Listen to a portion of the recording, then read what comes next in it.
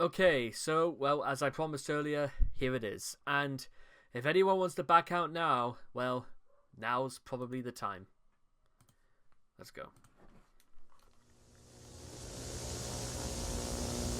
Ow, my ears.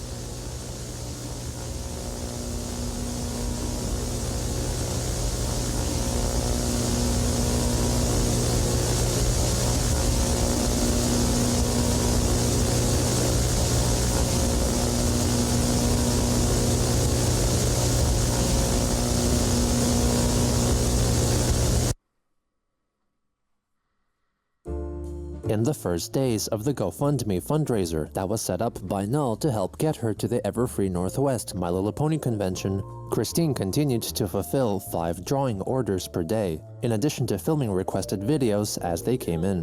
This shout out that goes out to the kind and generous lifeguard Hermit. Well, at least your name's not Kermit. By July 12th, 2021, Christine's fundraiser exceeded $4,000 in donations, far surpassing the original $1,000 goal, and Null updated the GoFundMe page with the numbers of completed and pending orders, satisfied with Chris's work ethic. He relayed that she had told him to close the fundraising page when donations reach $5,000. On July 13th, the campaign reached $5,085, 5 times the original goal, and the openings for new donations. I know, again, it's probably the last time you'll be hearing me say this, but who is out there with more money than sense to commission Chris to do this? Chris makes $5,000 for not that much work, and that's kind of insane in retrospect, but let's keep rolling. Donations and commissions were closed. Chris then went to Twitter to express her gratitude to all those who donated, and revealed that she had prepared 20 laminated book jackets meant to be used with the book Warhol Christian, and offered to give and sign them to any owners of the book that approached her at Everfree Northwest. Later that day, she witnessed an illustration from a Twitter user who depicted their warrior character wearing the skin of a Sonichu. Chris responded in horror. Woly fuck on a pike and call it macaroni and murder! You drew someone who skinned a Sonichu? Dude, I'm seriously offended seeing this depiction. That is a lot worse compared to just about anything! Even Beast Boy has it worse in empathy because he has been every animal. 1. Sonichu is fictional. 2. Beast Boy is also fictional. 3. I know the voice actor for Beast Boy, by the way. Apparently he's experiencing the early stages of onset Parkinson's, so pray for him, by the way. But yeah, I honestly don't know how a fictional character could... Whatever, let's keep going. Also on that day, Christine messaged troll Isabella Loretta Janke, who agreed to accompany her at the convention. She clarified that Bella's role would be travel buddy and bodyguard for the event. Chris told Bella of the danger of coming across Jacob Sockness, about whom Joshua Moon, or Null, and Caden were already warned. Chris then, in strictest confidence, revealed to her that she had gotten a sex partner who was older than her. What a surprise!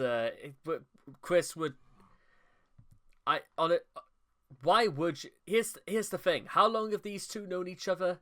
A couple of months, and that in Chris's world is all it takes to tell somebody about this. I have had a romantic partner of this half of the century and earned her trust and everything. We are having sex. She is older than I. That is the only detail I will share with you. At around this time, Christine began regularly contacting the Sutress, the young woman on the autism spectrum who had developed an uncontrollable sexual desire for Chris, and they seemingly agreed to meet up at Everfree. Over text messaging, they initially discussed relationships, with Chris critiquing the Sutress over her apparent lack of empathy and consideration had they been in a hypothetical long-distance relationship. She encouraged the Sutress to practice her shortcomings with individuals she talked with, such as picking up on subtle cues. The Sutress admitted that she was also on the autism spectrum, so Chris inspired her to follow her own example of how she learned to handle empathy and understanding better. Possibly after a couple of days of conversation later, Chris recorded a voice message for her, promising that she would not get angry if she saw anything relating to Generation 5 of My Little Pony at the convention. I promise, should I ever see anything G5 related at the convention, I promise I will not get angry in front of you. I will withhold my anger. I don't have to feel comfortable around the fact that it's present within that moment, but I will refrain from getting angry. I promise you that. And I am very strong-willed. I am very strong-minded, and... Well, no, Chris. You're not strong-willed, and you're not strong-minded. You can't even get through that without sighing twice. Actually, on the subject of this, you're not very good at telling the truth either, Chris, because, well, who wants to hazard a prediction that it will take less than 5 minutes for Chris to go back on her word? I have a good sense of... Oh boy, what's the word there? I'm trying to remember the word. Well, I have a good sense of self and self-control, so... Self-control. Oh, you are having a go, Chris. Was it that sense? Did you have that sense of self-control before or after you created that Keep Sonic's Arms Blue original Sega? You know, that Facebook page before you mace somebody. Was that an example of self-control, Chris? I know it's pointless, but Chris, do you understand why it's difficult for people to believe you? I mean, some people mustn't think that much because, again, raising $5,000, really? I can take deep breaths of my own volition. Oh, whoop-de-doo, Chris. You can take deep breaths. By the way, I know if it sounds like we're dragging this on a bit, considering that this might be the last time to do it, maybe we just need to and I promise we will not be pausing every time Chris says something, because, well, we'll get to that. Appreciate that. You do care about me there. Anyway, I'll be heading for bed shortly. I'll take a half of melatonin gummy to make it easier to fall asleep tonight. I know I'm going to be more effective with the witching hours during the night once again. Whether I'm asleep or not. Okay. Anyway, thank you. Just thank you. And I love you. I love you. On another occasion, Christine sent her a morning greeting message. Good morning. Imagine that waking you up first thing in the morning. The first thing you're thinking of, oh God, Chris is trying to eat me. Goodness knows how he looks at... Maybe if he looks at Barbara in the same way. Actually, let's not think about that. Ew. Good morning. We told the whole night through. Good morning. Good morning. Do you do wackadoo, wackadoo, wackadoo, wackadoo, doo, doo. Love you. Have a lovely day. The two also had flirtatious video calls over the video chat application FaceTime. During one call, the suitress stated that she showed Chris her bare breasts. She claimed that Chris's response was, you're starting to turn me on. Chris later on shared with the suitress a photo of her iPad as she was watching a Watch Mojo YouTube video titled Top 10 Hottest Anime Moms Ever. What do you reckon, guys? Do you think Chris was trying to send a message, or do you think Chris was just trying to be cocky about the situation? You tell me. Because let's not forget, Chris already told at least 2 or 3 people at this point that, well, Chris had a girlfriend and they were regularly having sex. And, well, we will get to that. Don't get me wrong, guys. Hold your horses. On July 14th, Barbara's debt repayment case with LVNV funding was finalized, leaving her required to pay back $692.82. Also on that day, Christine complained on Twitter that the new set of Crayola brand Super Tip markers that she used for drawing slightly differed in shade compared with her older set, asking Crayola to redo the present set of 100 back to their original colorings. Privately, the WCT and Christine continued to discuss Chris's lady friend. She disclosed more physical features, such as that she was over 50 years old, had gray hair, blue eyes, and was shorter than Chris. WCT further inquired about her age, which led Christine to disclose that her lover was in her 70s. WCT commented that the age of the mystery lover was close to that of Christine's mother. Chris claimed that she and her mother had met, and that Barbie... You know, I'd say almost immediately that would be saying, oh god, Chris really is talking about banging her own mother. And I think at this point, the only reason why Chris is not just straight up coming out with it and saying it to the whole world is because Chris knows fine well that she could get into a lot of trouble with this. But do you think Chris cares? That's a good sticking point with arguments like this. Do you suspect Chris actually cares? Because part of me is going to say, no, I actually don't think Chris does care, to be honest. Approved of her. WCT then shared his conversation with members of the Knights of Quick Discord server. In response, one member expressed their hope that Chris's love partner was not her own mother, since she had a recorded history of more intimate thoughts about Barbara. Also on that day, Chris disclosed to Null that her friend Bella from the Prater group would be accompanying her at Everfree Northwest, calling her a very intelligent and kind individual, sharing with Null her Instagram account for his reference. He questioned her supposed profile description of herself being a 45-year-old man, which Christine dismissed as a simple joke, revealing that they had played chess with each other online before, but... Dismisses a joke. Well, what's the joke, Chris? Where's the joke come from? Had yet to meet in person. Null deduced from his glancing at her profile that Bella was a troll. On July 15th, Christine announced on Twitter that one of their family dogs, Snoopy, had passed away in his sleep. She wrote a tweet thread as tribute and obituary, letting her followers know that she had asked the help of neighbors to dig a hole in the backyard where they buried him.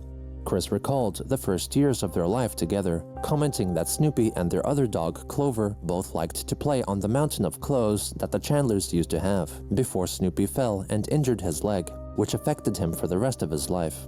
Upon preparing for the burial, Christine had allegedly witnessed that Snoopy had merged with his supposed anthropological self-counterpart in Dimension C-197, and became a quote-unquote tall dog guy, taller than Patty or Christine herself. She wrote that she was taking a day off from drawing as she was emotionally comforting Barbie and Clover, allowing for some time to recover. Rest in peace, Snoopy. At least you're free from 14 Branch Lane Court. That poor dog, that poor beagle. I mean, again, dogs do not get grey around the jawline unless they are exponentially stressed, and it's been recorded. In fact, I've made it pretty open that, well, Snoopy and Clover would howl as though they were literally screaming for help whenever anybody came to 14 Branch Lane. Then, of course, you have to consider, well, I'm not going to prepare to say that, well, because of Snoopy's accident, did Chris never thought about taking Snoopy to the vet to do something about Snoopy's leg? Maybe they did, but as far as I'm concerned, there wasn't any records saying that they did. Bear in mind, Chris and Bob both got fined for not acquiring proper licensing checks for vaccinations for the dogs, for things, you know, like for like ticks and stuff like that.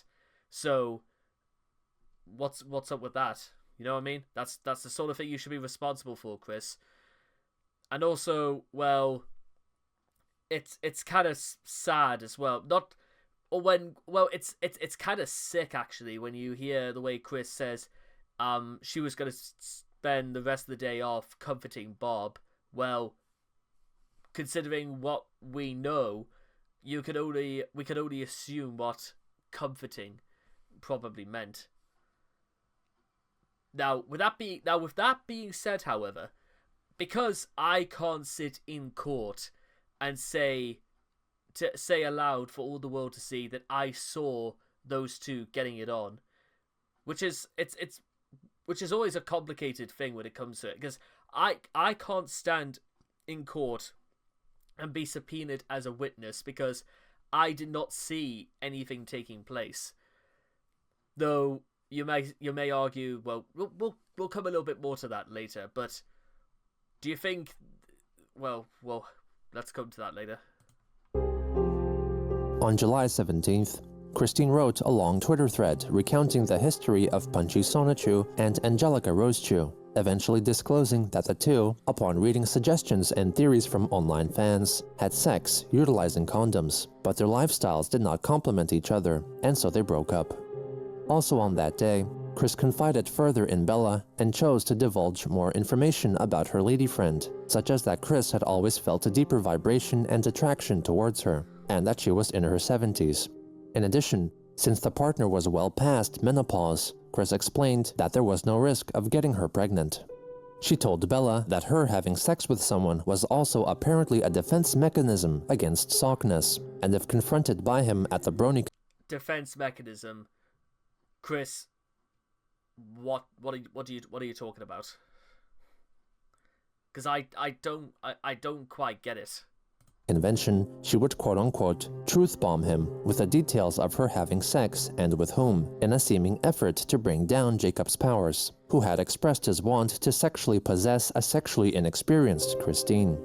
Chris also bestowed Bella with the honor of being the only person outside of Barbara who would find out the identity of her lover when the right time came for the information to be revealed. On July 18th, in response to a Twitter user tweeting Chris's signature catchphrase, zapping to the extreme with the hashtag #YourSignatureSexMove, Chris wrote that she was still working on a signature sex move, but did enjoy giving a massage as foreplay. On the 19th, Chris invited Bella to join WCT's The Knights of Quick Discord server, briefly recapping for Bella the drama of the Watchmen and vouching for the character of WCT and his friends. Christine then also invited the Sutras to the server and confirmed with the WCT that the Sutras and Bella would be accompanying her at the convention, with Bella acting as her protector. Over in the Knights of Quick, Bella chatted with others, defending her very brief partnership with Prater, and claimed that for her own safety she made sure she was 100% anonymous, and claimed to have so-called wired logs and audits in case anyone tried to access or reference her account, which was also capable of so-called reverse address engineering. In return for her invitation, Bella then invited Christine, the WCT, and the Sutras to her chess group number 15 Discord server, a new server she had created under the guise of providing an opportunity for Bella's friends to play chess online with each other and casually chat. The server also included members of the Texas Tech University Chess Club Discord server, which existed with the impression of it being the official server of the university's chess club. In practice, it was often used by Bella and her friends to criticize, spread rumors about, bully, and harass other students at Texas Tech. Now, that is also true, and, well, Bella will absolutely get hers, not only towards the end of the video, but in parts we're going to be mentioning as well later on, because in case you're thinking Bella did the right thing by literally exposing, well, let's not forget, Bella has a fucked up past as well, but now I think we've laid out the foundations for at least the first part, if you will, or rather part 3 as we're going to call it. The Texas Tech group has been set up. Chris is openly disclosing more and more information about who his partner is, and Chris manages to make over $5,000 for, once again, not really doing much work. Isn't that just the way?